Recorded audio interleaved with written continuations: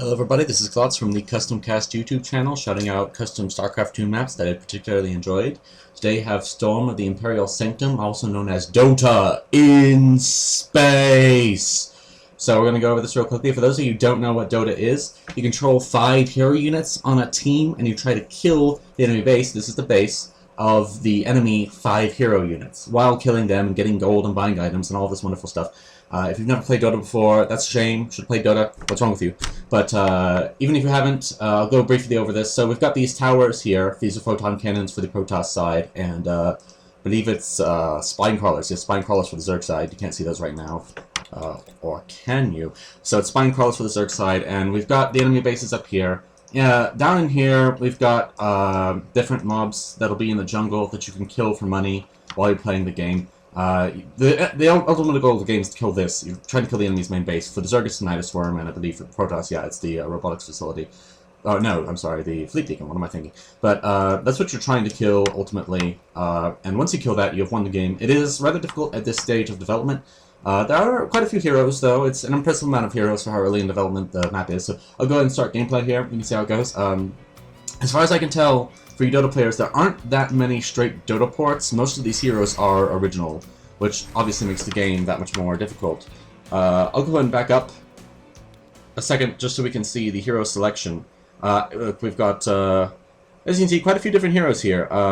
They range in all different kinds of types. I haven't quite gotten a feel for what role everyone plays. For this map, for this match, I've chosen the Ghost hero here, Tibius Rancor. He appears to be sort of a ganker. He has an ability that will, excuse me, has a nuke that will freeze enemy heroes in place, which is quite useful. And he also can launch nuclear weapons, which is incredibly useful for all kinds of purposes. So it's really fun. This is the shop. This is where you buy your items. You start off with 619 minerals, and then you want to buy. Don't buy boots first. Don't buy these first. Don't do it. Buy other items first. And that's basically, you know, there's a lot of deep strategy here, so I can't really cover all of that in the video, but I'm just going to try and show you some gameplay, so I'm going to speed it up to ×2 speed. One option I do recommend real quick, I'll go ahead and go into the menu for this. Go into options, and when you're playing this map, set your show unit status bars to always. This will make sure that you can always see both your health bar and the health bar of your units and the enemy units. This makes it much easier to keep track of your health and to keep track of the unit health, because your goal here is to be the last hit on enemy units. You want to hit them last to defeat them, and you get gold for that. So that's what you really want to do. You also obviously want to kill enemy heroes, and to get money on that, you get the last hit, and that's how you get the kill. You get an assist otherwise, which is still good, but not quite as good as getting the kill. We've got random action going on. I'll slow it down a bit so we can catch some of it. We've got Ghost up here. If I remember right, then I come around here, and I'm going to set up a gank so I can show off one of the Ghost's abilities and really how the flow of combat works. So we've got the Zealot down here. I'm going to come around here. I'm waiting for the Ghost to show up so that I can lock him down. And boom, there goes. And now, yeah, now he's done. So you can see the units are fighting. They automatically spawn and rush towards each other. And the goal is to, you know, push down this tower here and then the next tower and so forth until you get into the enemy base. You want to push all lanes if you can. That's a good thing. If you push all lanes, I assume you spawn mega creeps. That hasn't actually happened in the game yet. The game's always ended before then, mostly due to rage quitters, quite honestly. But hopefully that's what happens.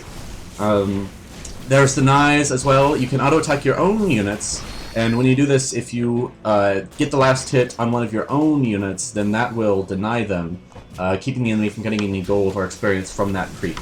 So that is obviously very important when laning against an enemy. There are various different phases. These are lanes. So this is the bottom lane, then we have the middle lane, and the top lane. So during the laning phase, you typically set up with 2 heroes in each lane, usually 2 bot and 2 top, and then 1 in mid, although that's not how it happened to have worked out this game. But yeah, who knows. We've already had levers in the game too, which is really a big problem right now. But I don't expect there to be anti-lever support. That's rather advanced, so I wouldn't, you know, I'm not knocking the game for that at all. That's something that it would be nice to have as a feature, but I certainly don't expect it. Just showing some random action going on, pushing lanes and everything. This map is good. If you are a Dota player, you'll probably be able to pick up this pretty quickly. Again, the items and heroes, I'm pretty sure don't really carry over from Dota, but the basic gameplay of it does, and many of the basic strategies do. And, tower diving right there. Excuse me, again.